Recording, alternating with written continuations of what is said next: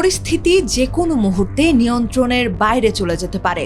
এই আশঙ্কায় মধ্যপ্রাচ্য জুড়ে থাকা সব মার্কিন নাগরিকদের সতর্ক করেছে ওয়াশিংটন। প্রয়োজন হলে দ্রুত অঞ্চল ছেড়ে যাওয়ার প্রস্তুতি নিতে বলেছে মার্কিন প্রশাসন। পাশাপাশি সম্ভাব্য ফ্লাইট বাতিল, আকাশসীমা সাময়িক বন্ধ এবং অন্যান্য ভ্রমণ বিঘ্নের জন্য প্রস্তুত থাকার পরামর্শ দিয়েছে।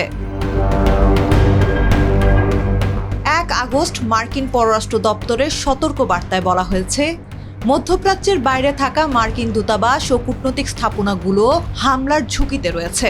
শুধু তাই নয়, ইরান কিংবা ইরানপন্থী প্রক্সি গোষ্ঠীগুলো যে কোনো সময় বিদেশে থাকা মার্কিন স্থাপনা কিংবা বিশ্বের বিভিন্ন স্থানে মার্কিন নাগরিকদের লক্ষ্য করে প্রতিশোধমূলক হামলা চালাতে পারে বলে আশঙ্কা করা হচ্ছে।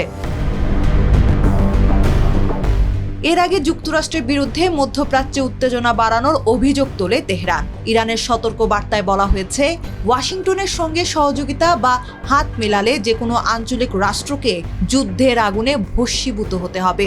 এরই মধ্যে Bahrain, Iraq, Israel, Jordan, Kuwait, Lebanon, Oman, Qatar, সৌদি আরব ও সংযুক্ত আরব আমিরাত সহ মধ্যপ্রাচ্যের বিভিন্ন দেশে থাকা মার্কিন দূতাবাসগুলো নতুন করে নিরাপত্তা সতর্কতা জারি করেছে।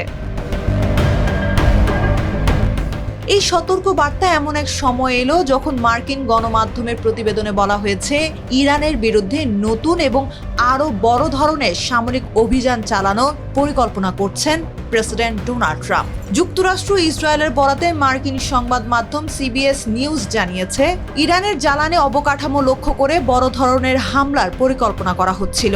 এটি হতে পারে এই পর্যন্ত সবচেয়ে কঠোর সামরিক অভিযানের একটি। 31 জুলাই ট্রাম্পের মন্ত্রিসভার বৈঠকে এই পরিকল্পনা নিয়ে আলোচনা হয়েছে। তবে হোয়াইট হাউসের কিছু রাজনৈতিক কর্মকর্তা এই ধরনের হামলার বিরোধিতা করছেন বলে জানা গেছে।